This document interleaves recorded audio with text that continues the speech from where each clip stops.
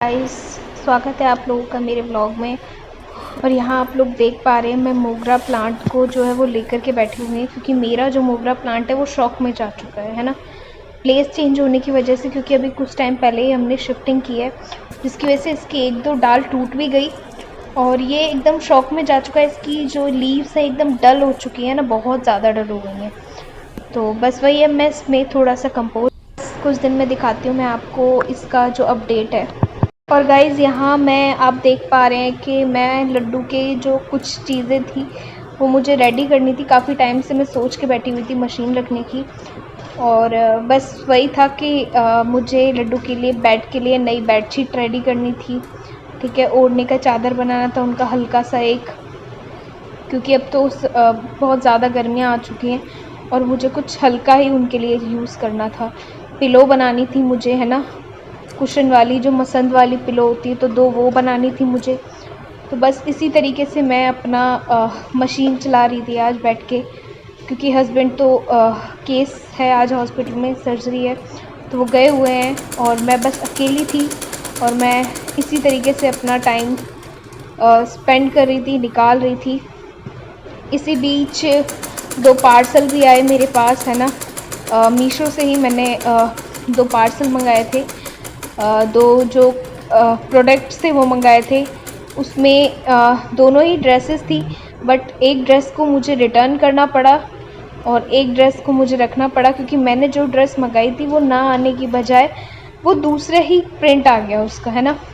और वो जो प्रिंट आया भी वो मुझे बिल्कुल पसंद नहीं आया, है ना, मुझे बिल्कुल अच्छा नहीं लगा वो। तो बस वही है, वो मैंने रिटर्न कर दिया। और जो एक था उसमें से वो मैंने रखा, क्योंकि वो अच्छा था और वो लुक वाइज मतलब काफ़ी बेटर लग रहा था और अभी भी मेरे काम आ जाएगा और कुछ टाइम बाद भी मैं उसे यूज़ कर पाऊँगी। तो कुछ इस तरीके की वो ड्रेस थी। आप लोग अगर देखना चाहें तो मैं बताऊंगी आप लोगों को कि वो कौन सी ड्रेस थी। मैं अगले ब्लॉग में आप लोगों के साथ शेयर करूंगी।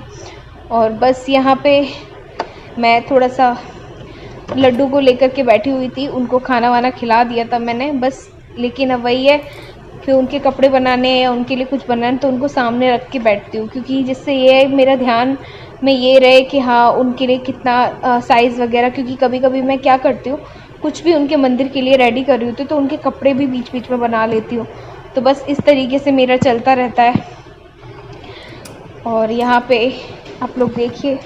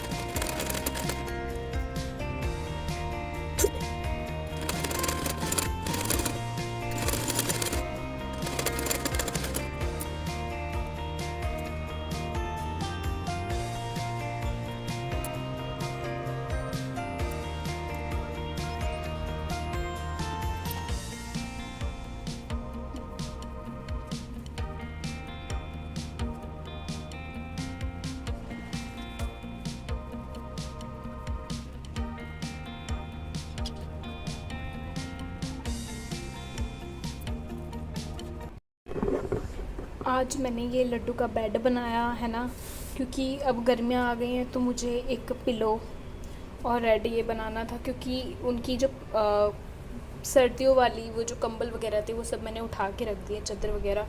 और ये मैंने एक चादर हल्की सी बनाई है, जिससे लड्डू को जैसे ज़्यादा गर्मी हो तो फिर हम उड़ा सकते हैं ना। और एक जो चादर है वो ये बनाई हुई है, वो अभी के लिए है, जैसे अभी हम अपने लड्डू को उड़ाना चाहें तो मतलब अभी का जो मौसम है बच्चों के लिए थोड़ा ऐसा ही है ना, ठंडा गर्म सा थोड़ा सा मतलब ऐसा ही रहता है। तो वो अब ये दोनों जो बेडशीट, ये जो दोनों चादर हैं ये लड्डू के बेड पे रखी रहेंगी। अब जब भी लड्डू को जैसा भी वेदर होगा हम उस हिसाब से उड़ाएंगे।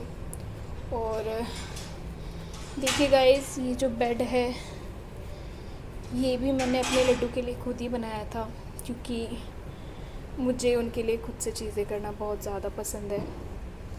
और जो हमारा लड्डू है वो मतलब घर में हम उसको बच्चे की तरह रखते हैं अपने, उसके लिए फिर हम खुद ही चीज़ें करना पसंद करते हैं।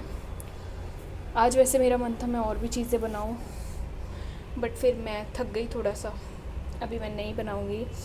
और बहुत देर से बैठी हुई थी, लगभग काफ़ी देर से बैठी हुई थी, है ना। तो बस अब मैं जल्दी से अपना सारा सामान समेटूँगी क्योंकि मैंने बहुत ज़्यादा पसारा कर लिया है। तो बस यही है। और बाहर का तो आप पता नहीं कुछ देख ही पा रहे होंगे या नहीं।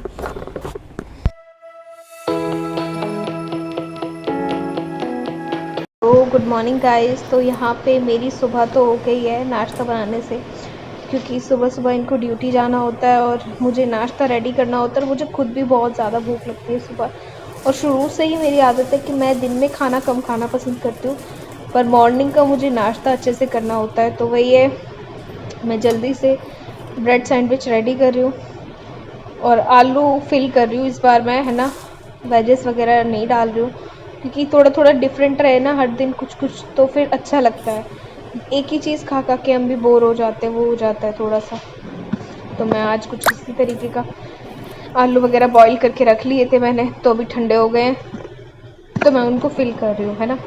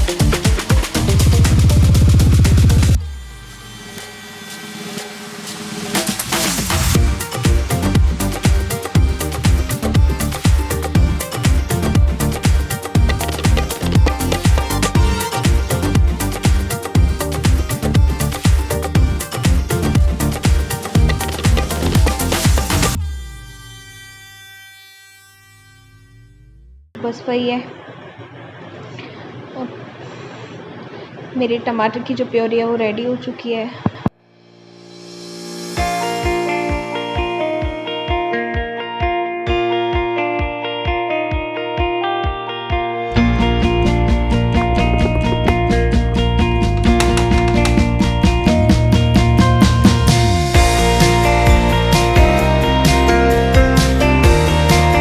हाँ गाइस, मेरी जो सब्जियां हैं वो सब बन चुकी है, मैंने किचन को लगभग क्लीन कर दिया है।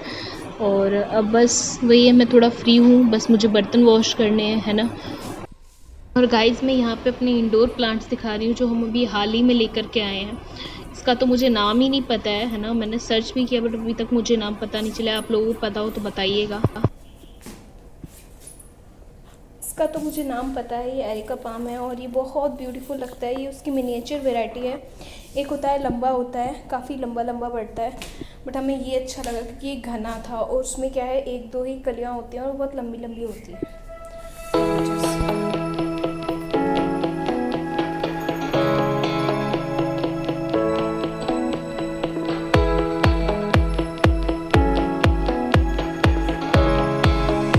Few moments later. Hello everyone, hi guys. तो मॉर्निंग से आपने देखा मैंने क्या क्या किया, कितना कुछ चीज़ें करती रहती हूँ, है ना। और अभी डॉक्टर ने भी बस वही बोला हुआ है कि या तो आप रेगुलर एक्सरसाइजेस कीजिए, है ना, या तो फिर वॉकिंग कीजिए, है ना। और मैं क्या है, वॉकिंग तो बालकनी और मेरा घर में घूम घूम के वॉकिंग हो जाता है। और रही बात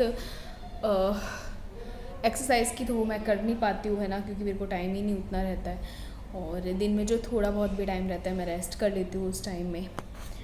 बाकी का जो भी बात एक्सरसाइज की है, तो मैंने डॉक्टर को बोल रखा है कि मैं अपने घर के जो भी रेगुलर के काम होते हैं वो ही करती हूँ, तो उससे ही मेरा काफ़ी ज़्यादा चलना फिरना और काम भी हो जाता है और एक्सरसाइजेज भी हो जाती हैं, है ना।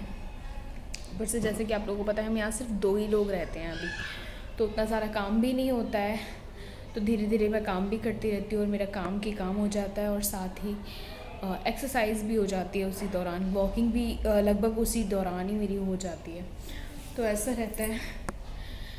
बाकी मुझे डॉक्टर ने रेस्ट क्यों बोला हुआ है उसका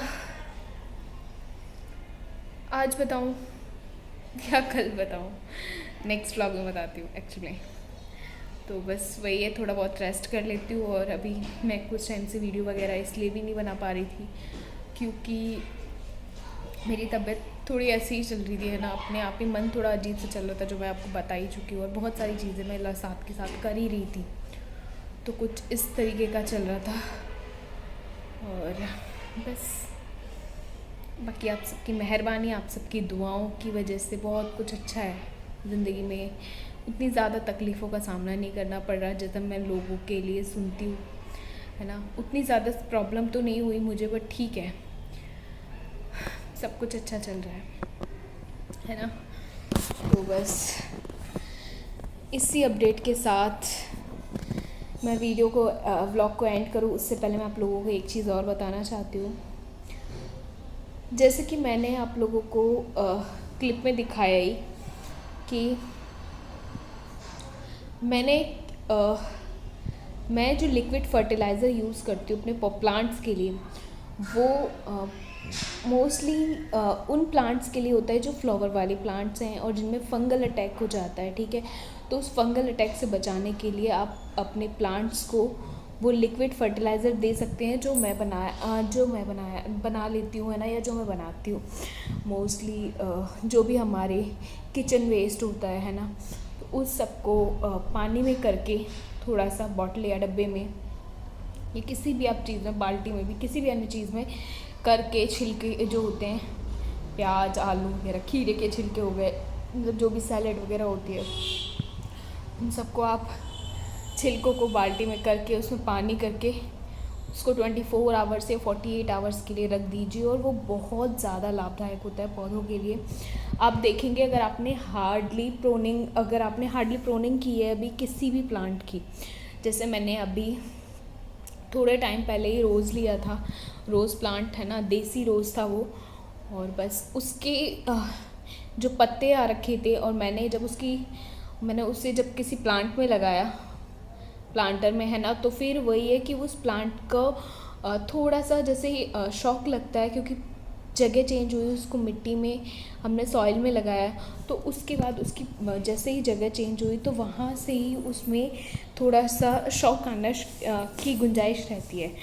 बट मेरे जो प्लांट्स हैं उनके साथ ऐसा नहीं हुआ क्योंकि मैं उनको फर्टिलाइज़र साथ के साथ देती हूँ और लिक्विड फर्टिलाइज़र का भी पूरा ध्यान रखती हूँ कि मुझे कब कब प्लांट्स को मेरे लिक्विड फर्टिलाइज़र देना है।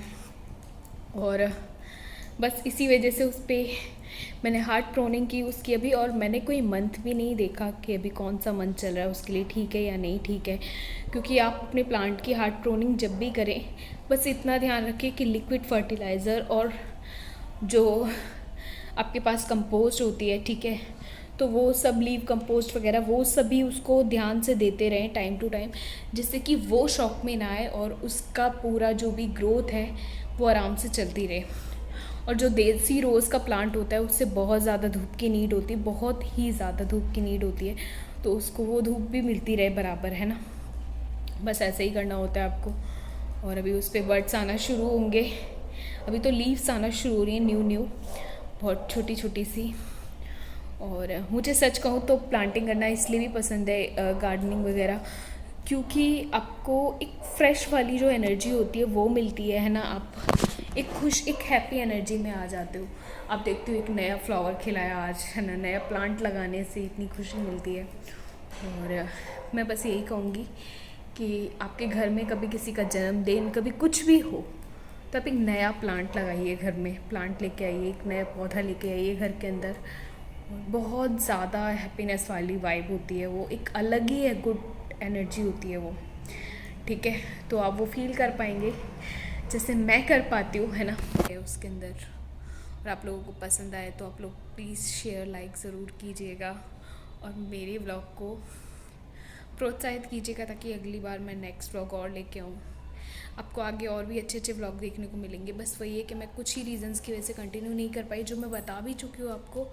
और कुछ अच्छा है आप लोगों के लिए जो कि मैं नेक्स्ट व्लॉग में आप लोगों के साथ शेयर करने वाली हूँ। इसी के साथ बाय, मिलते हैं।